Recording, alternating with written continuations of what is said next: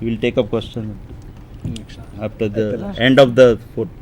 Thank you, Dr. Nilesh, for highlighting the overview of SAC and the activities of SAC and other centers of ISRO under Department of Space, Government of India. He has also shared with us the thrust areas in the design and development of sensors, payloads, and then optical imaging, synthetic aperture radar, and other activities of ISRO. I want to share with all the viewers that we had introduced the subject of radar signal processing in ME in Chandkeda with the support of ISRO team.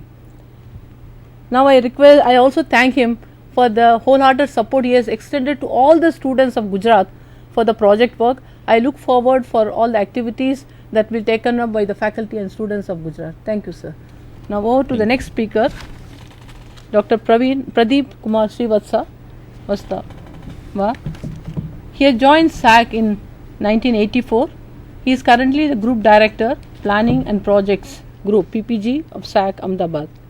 He holds Master and PhD degree in Physico-Mathematical Science from People's Friendship University, Moscow, Russia. Before joining SAC, he worked as a lecturer in Electrical and Electronics Engineering Department, BITS, Pilani, Rajasthan during the year 1983 to 84. For 2 years, he has served as Managing Director in Geospatial Delhi Limited from 2011 to 2013. He has received many national awards and carried out several important space-related projects. He has more than 78 publications and reputed journals and conferences to his credit. I request him to deliver talk on research areas of SAC. Over to you, sir. Good afternoon. Thank you, madam. Thanks for the introduction. And thank you first of all, Nilesh Desai, for a very detailed presentation on various activities of SAC and ISRO. My objective in about 20 to 25 minutes will be to present to all the listeners the technology institutes in Gujarat about the possible research areas in the fields which have been told by Nilesh Desai already. So we will try to get a list of fields in which the institute should carry out further research, and in fields in which the Space Application Center ISRO can collaborate and we can come out with new results jointly. Please. How does research start in a very, very wide field such as space? Space is almost endless. So it has to start with a big, big vision. One such vision has been given by Dr. Vikram Sarabhai in early 60s. And this is a vision, off and on we get down to it. But to see what it means to us, at that time when this vision was made, there was practically nothing of what we call as assets from which to build the satellites, assets with which to build the launch vehicles, and assets to use for various applications. But there was a vision. So there has to be somebody, or there has to be a team of people who think big, not necessarily do it that day, but think big. That's how this vision was there, and then many large number of people, very well-known scientists and engineers, have taken this vision and made it their lifetime goal to achieve part of it. So that was the size of that vision. Next, please. There is a small extension to that. Current vision is little more than what Dr. Vikram Sarabhai used to say. We add that we harness space technology for national development while pursuing space science research and planetary exploration. So planetary exploration and further depths in space science have been added to the vision. And I would say this addition of one line gives us fair amount of work for next 20 years. So next 20 years we can be now exploring planets under this and perhaps then get into some other things. And space science we can be exploring space science for centuries to come, because very little is known about space, very little is known about various space objects, and we will be working around this vision for a long time to come. Next please. So as a path towards this, as Nilesh Desai pointed out, you have various levels of thinking that goes behind it. Of course, first of all, you should be able to launch large payloads into space, and therefore the launch vehicles are going to become bigger and bigger and bigger. At the same time, one should also think of the efficiency of the launch vehicles that we have. The efficiency continuous improvement in efficiency of the launch vehicles is going to be work cut out for many people, for very large number of people, for a very long time. Next is the question of satellites and related technologies. It is understood that launching every kilogram of weight as a satellite or a payload into space is a very, very costly affair, and therefore reduction in weight of a satellite and reduction in weight of a payload which can do the same work as perhaps a heavier payload is doing today is a continued area of research. These payloads now are used for a number of activities, like Nilesh Desai also pointed out: Earth observation, communication, navigation, and other societal benefits. So these applications are some of the things which are thought of, but there is no need to restrict to these applications. When we are thinking next, we should be thinking openly. We should be thinking of what all I want to do and what all then out of this, whether space technology can help me somewhere or other, but not restricting to the list of applications that we can be talking about. The young people today who are especially in the technology side should be thinking big in terms of new things which have to be done, not necessarily by one way or other.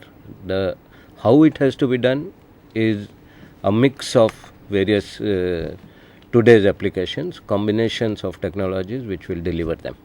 Next. Next. In summary, the stages of evolutions, how this happened: there is an initiation phase in 60s, 70s, 80s, 90s, 2000 and beyond. We are sitting at an expansion phase of space activities, which gives us 2-3 possibilities. One is getting into newer and newer technologies. Second is developing more advanced applications than we did earlier. And third, most important, is capability to do research in a way that we never thought was possible earlier. Next. I will be going faster. This is just a pictorial depiction of the amount of weight each of the launch vehicles can carry. It started with 40 kilograms and it is the current one under development is about 4,000 kilograms. And there is a difference in that 40 kilograms being launched into a 300 kilometer orbit and 4,000 kilometers being launched into geostationary transfer orbit. So that is the path, and of course it is endless where one has to go. But we should not be looking at only making these vehicles bigger, but better utilization of each of the vehicle for the things which we have in mind. I would like to put an example. Like you see the biggest one here, which is the GSLV Mark III, which is under development now. It is said that it can put 4,000 kilograms in geostationary transfer orbit. But take the satellite and also the last stage together. The same one can also launch humans into space, but not in geostationary transfer orbit. It is in a smaller orbit, perhaps 300 to 500 kilometers orbit. The same vehicle can be used. So, alternate usages of the large technologies that we develop are an area of thinking big and bringing down through concentrated research. Next, please. These are the dimensions of space programs. They have been highlighted by Nilesh Desai also. I put this in a slightly different perspective. I say that space infrastructure, that is whatever goes to space, some of it stays there, some of it comes down, is a space infrastructure. So this is a dimension of space program which produces space infrastructure. It also produces some ground segment, which is some earth stations, antennas put at various places, some laboratories, and the biggest thing it does is prepare lot of people who can think in these lines and take up the work further. There is a bottom left hand side, institutionalization element is there. This element is extremely large, although today it is not getting maximum focus, I would say. The reason is that when you develop applications with a vision in mind, which is a societal mission in mind, unless that application gets into the society and is being used through standard institutions, it loses its meaning with time. So that is bringing all the benefits from space into the society is through institutionalization of a number of things. I'd like to give one or two examples. Satellite communication is one of them. Building satellite communication is one thing, but using it today for the kind of interaction we are having is totally different. There is an institutionalization that has happened which made it possible for satellite communication to be used for education. This kind of thing is possible in governance. There are many examples where this has taken place, but it has a very large growth potential, and this growth potential is to be utilized by the next generation. So the audience to whom I am addressing this should give very large importance to this. This also brings about another element, that we are talking not only technology, we are also talking management systems which allow institutionalization of the use of the space assets. So there is a lot of scope in development of the management systems in this line. And international cooperation, why it is important is, to me, first thing is to open up the minds. Space is one such side which opens up the minds. For example, when you do observation from space, you don't see boundaries. You cannot say where the camera has stopped imaging India and started imaging Tibet or China. You have to know it by other means. So when this kind of openness is built, this openness should also be brought to the minds which use these capacities. And that's why I am addressing the students specially, that international cooperation and the openness that the space systems allow should be brought into our thinking, and which will always help us broaden the perspective with which we are looking at things. Next, please. This is a small example of the number of countries with which we are working, and a very big example of 1 or 2 satellites which one launches and which benefits the whole humanity. All countries are able to use the benefits of this. It also becomes partly commercial, it gives some good revenue, but in the end it is benefiting everybody. So that's an example. Next. There is a capacity building which is across the countries. One helps each other to produce the results, produce people who can again think in the terms of space technology and its usage.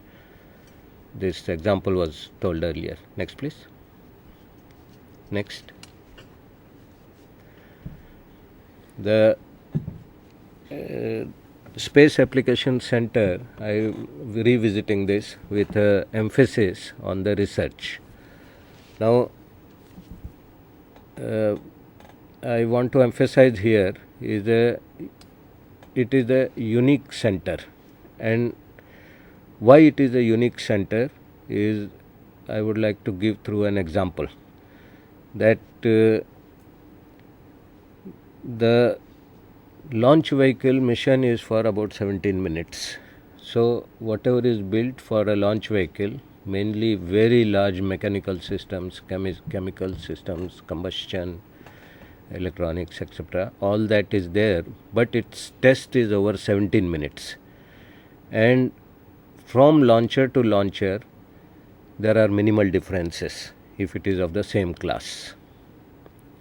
If you go to satellites which are launched by the vehicles and put in space, the variety is larger. They can be of 1000 kilogram class, 2000, 3000, smaller. But when it comes to the instruments which are there on the satellites, the variety is endless. Anything which you want to do from space, you have to put on a satellite, and for those instruments which are built, give you a wider variety, very wide variety, and that wide variety of instruments are built at this Space Application Center, and therefore it's a lifeline to the Space Application Center that we continue to do high level of research. And this is a research element where we solicit cooperation, we solicit proposals, we solicit work jointly with various institutions and especially research institutions. The kind of work which is available, which is there to be done, is nearly infinite, and some of these elements I will be touching upon in the next slides. Next.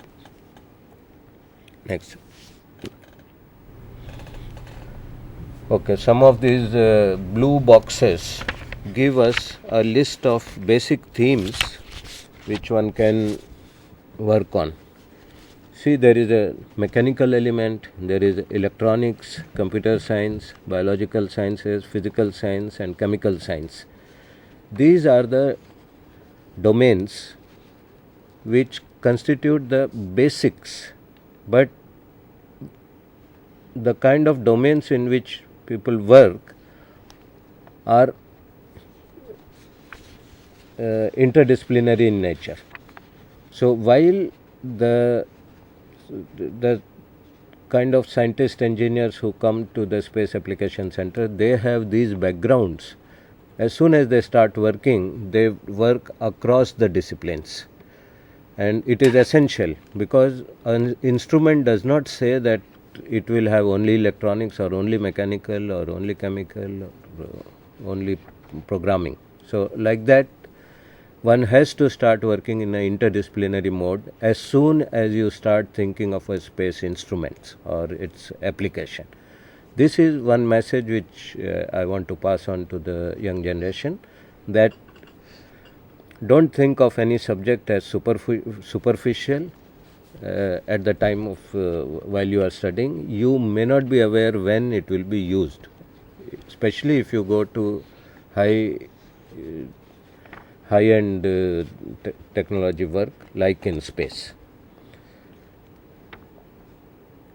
So the activities are technology development to payload design, payload realization, software package development, and each of these for a very large number of disciplines, themes in which the applications are. Next, please. To realize a fabrication of instruments of the quality that are needed for withstanding the space rigor, that is the space environment, the ground level, the facilities which have to be built are also of very high caliber. These are some of the examples. You have to understand that anything which we build on ground for our day-to-day use, if you put it in space, there is very little likelihood of it surviving even for a small time. Why? The basic reason is that the environment is very, very different from the ground. And when the environment is different, it has to undergo a sudden change of 200 degrees centigrade temperature within a nanoseconds. Anything will become brittle and break. So to make it happen, to find out materials which will sustain that, to find out processes that will not come to their end of life in such environments, you have to first think of the right material, think of right processes, think of right design, and then also to test them. So these testing, technical facilities required for this testing, etc., are very complex. So these complexities are to be understood by the technology engineering students, that those who wish to work for the space field in the near future. Next, please. Next. I think we can go to next.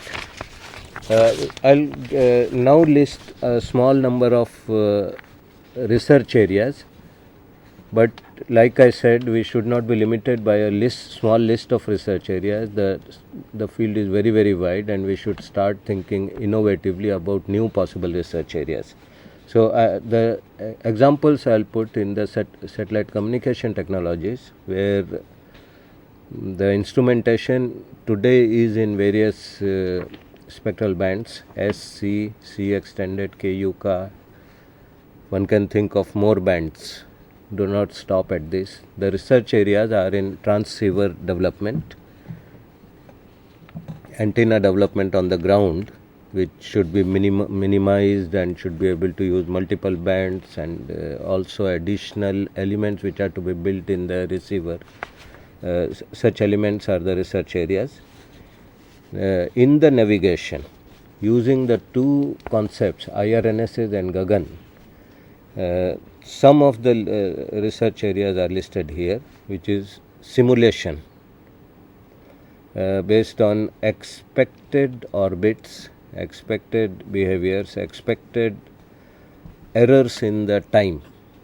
It was pointed out earlier that knowledge of the time and its correctness over long durations is of critical importance in a navigation.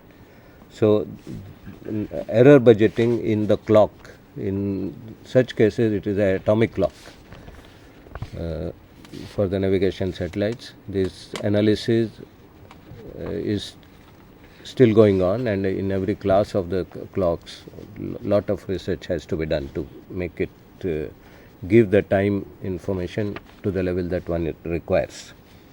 And similarly in the receiver, navigation receiver is a big area of work. Next, please. In the applications areas, here The examples are given as teleeducation, telemedicine, where a level of standardization has taken place, but continued improvement in the quality is a research area. And some of the listed things are for propagation studies, especially for Ka-band, what are the effect of various parameters on the propagation. Multi-GNSS signal processing, like from GPS, Indian, Galileo is European, Chinese. So many multiple systems, if you can process together, you have achieved better results with lesser cost. So these are the areas of research. Wideband applications, interplanetary internet protocol network, when the time difference between the transmit and receive now is reaching minutes, and it may reach up to 30 minutes by that, and in between the protocol, working with the protocols has to be improved. Next please. In the domain of electro-optical sensors, high-speed data transfer and networking, especially on board, but also on ground, is a work to be, which is continuing, should interest a lot of people continuously. Then hyperspectral data analysis. Hyperspectral means very narrow spectral bands, but very large number of them, to nearly reproduce how the material has reacted with the incidence electromagnetic spectrum and given the output. That output is captured in a wide band, but with narrow, each band being narrow. So that is what is hyperspectral, and its data analysis has a challenge of large volume, large variety, and its correct calibration to reproduce what has actually has happened. Similarly, compact optical systems, to make them smaller and smaller, the possibilities are there and they have been explored, but it is again a continued area of research. Next please. In the microsensor area, again it is quite limitless, and I will only list out onboard payload data processing for each kind of sensor, signal and image processing algorithms, transmit and receive technology, miniaturization especially is a big area of research. Next. The image processing components for these missions and many more. The research area are stereo image matching, where with the help of more than one images you get a 3-dimensional view, and also possibility of 4 dimensions when the motion is added. Geometric models for correctly correlating the data. Using the Earth observation data for derivation of city models. It's a continuing high level work. Then planetary geodesy. We don't know the planets, their weight, volume, sizes, etc. With certain measurements, can we get them? That is planetary geodesy. It's a continued area of research. Next please. Applications in, like it was listed, in atmospheric and ocean sciences, especially for the tropical regions. It's a very difficult area, and in India large number of institutions are working on it, and it still needs many more people to continuously work. Marine, geo and planetary sciences. Sciences means the question is what, where, when, that kind of questions to be answered using the data that we get from Indian mission, from other missions, from whatever. There are very large possibilities. In urban planning and database dissemination, this has reached a level where institutionalization is going to give a big help in usage of space data. Advanced techniques development, and agriculture, terrestrial biosphere and hydrology. Agriculture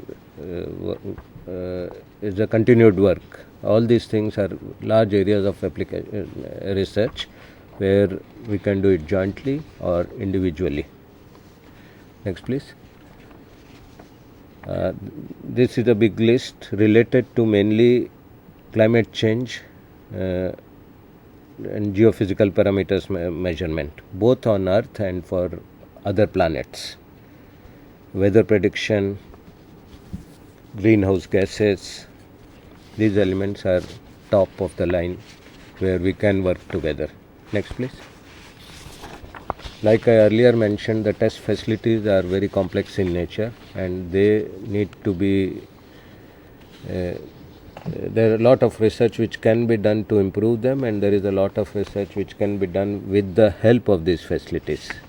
The elements which are needed are conducting polymers, lead-free soldering, electroforming of aluminum components, and so on. There is a fair list.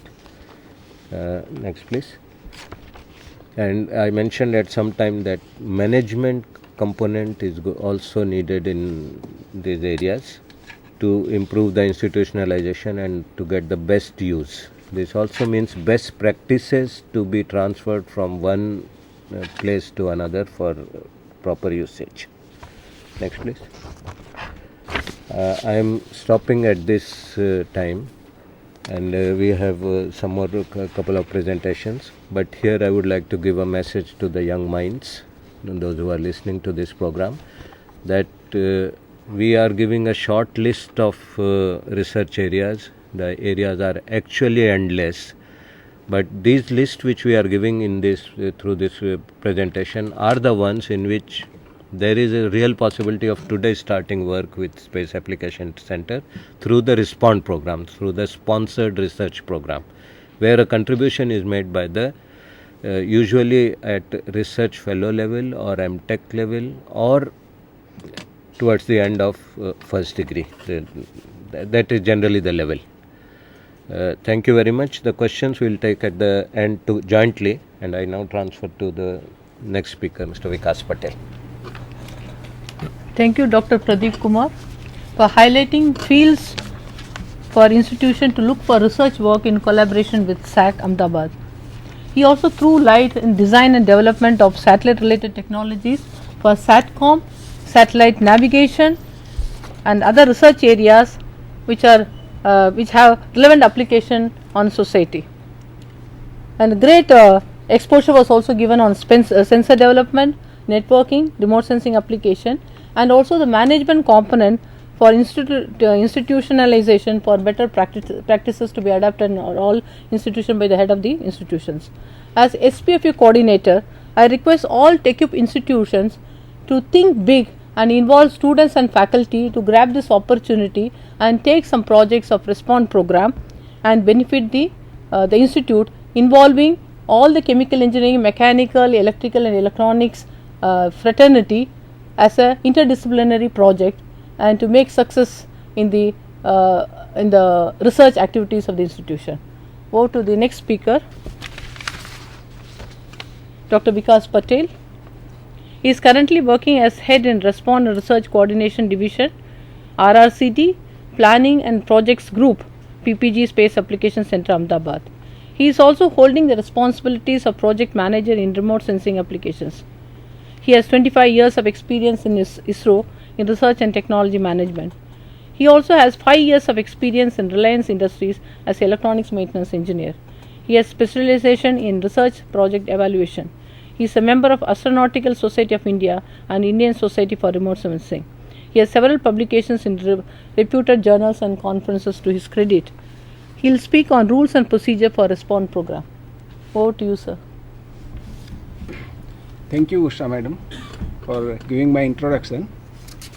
Good afternoon to all faculty members and students sitting on the other end of the transmission. Sri Nilesh Desai has covered brief on the activities of SAC ISRO. Dr. P.K. Srivastav has covered the research areas of SAC, and now I will be covering the how research is being carried out at Space Applications Center. Please, next. Research at SAC is being carried out in 3 modes. One is in-house research. We have a technology development program called TDP R&D program, under which the ISRO provide funding, ISRO provide facilities in the center, in the campus, as well as ISRO's own staff and the experts about research. This particularly in-house research is meant for the future projects, the projects which are covered by Sri Nilesh Desai. These projects, ISRO has vision that for carry out these projects in future, we require research at this point, current stage, so that when the research results come out after a few years, it will be ready for usage in the future programs. So that kind of all this research are covered under in-house research.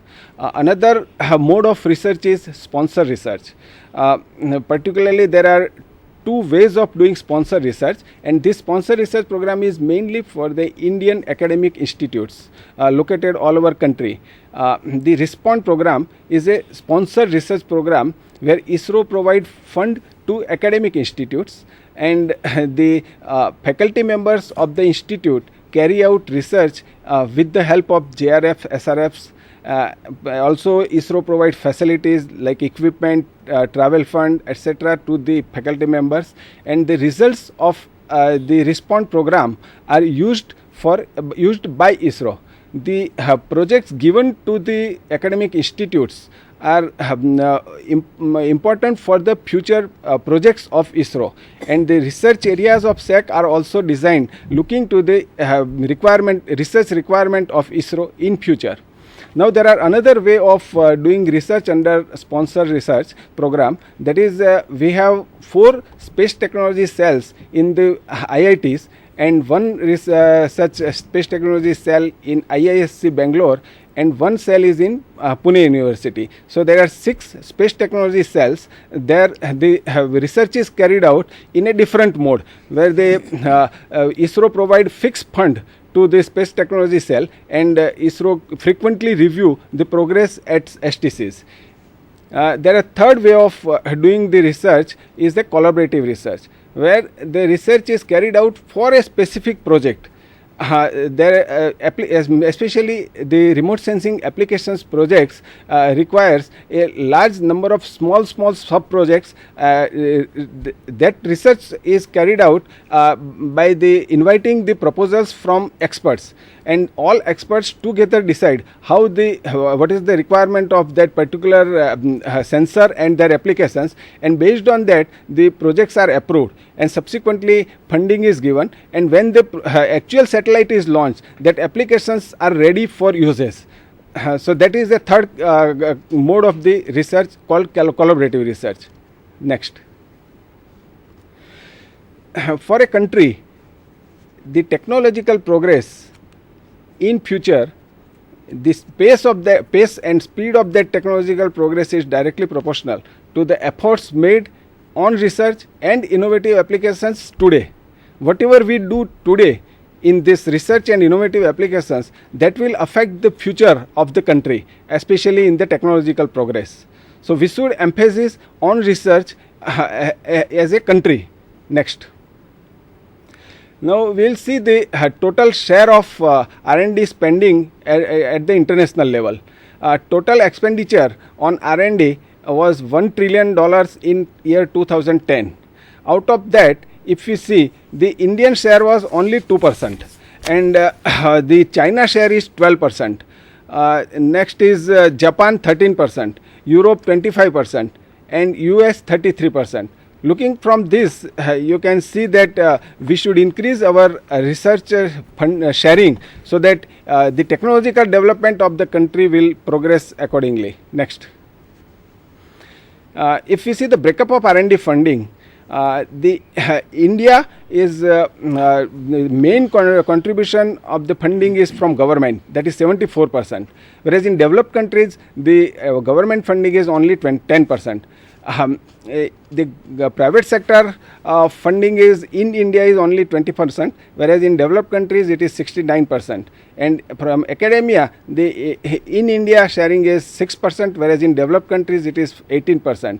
And NPO, non-profit organization, in developed countries the share is 3%. So you can see that the major funding in India is coming from government, whereas in developed countries that is coming from private sector. So Indian private sector also should come up to fund the research activities from their private sector fund. Next. Now I will briefly tell how the sponsored research activities are organized in our center. Director SAC is the topmost authority. Under him, the Dr. P.K. Srivastav, he is our group director of planning and project group, and my division falls in that PPG called Respond and Research Coordination Division. And we are getting the all decisions and support is given by Respond Review Committee. It's an independent committee in the center who provide us the support in evaluation of the proposals, as well as they give their comments and then finally make decisions on the whether this proposal is acceptable or some modifications are required. Then they periodically review the ongoing projects, as well as when the project is completed, they give their comments on the completed projects. So Sri Nilesh Desai is the chairman of Respond Review Committee, and I have some support staff in my division. Next. Now I will briefly tell on the salient features of the Respond program being carried out at Space Application Center. As on today, we have 39 ongoing projects in wide varieties of fields, as well as we have a large number of project proposals, that is 65 proposals are in process for evaluation. Our approach is highly proactive, and it starts with the our research areas of SAC document.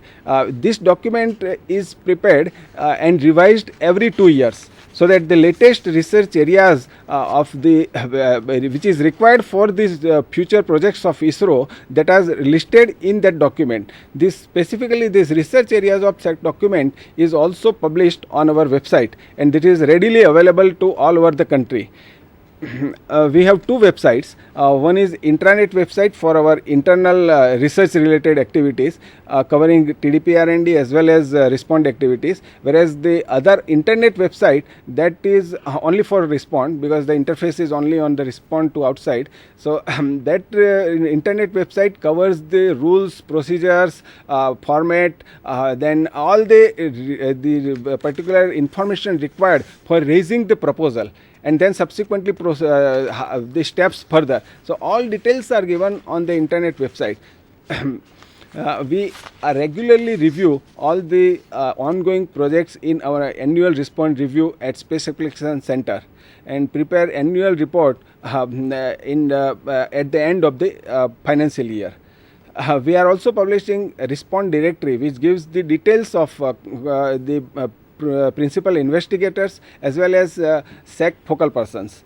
And our procedure, all the decisions made as well as procedure is reviewed by Respond Review Committee on regular basis. So it's a totally transparent procedure. So whatever proposals we received, it passes through this transparent procedure, and decisions made accordingly. Next.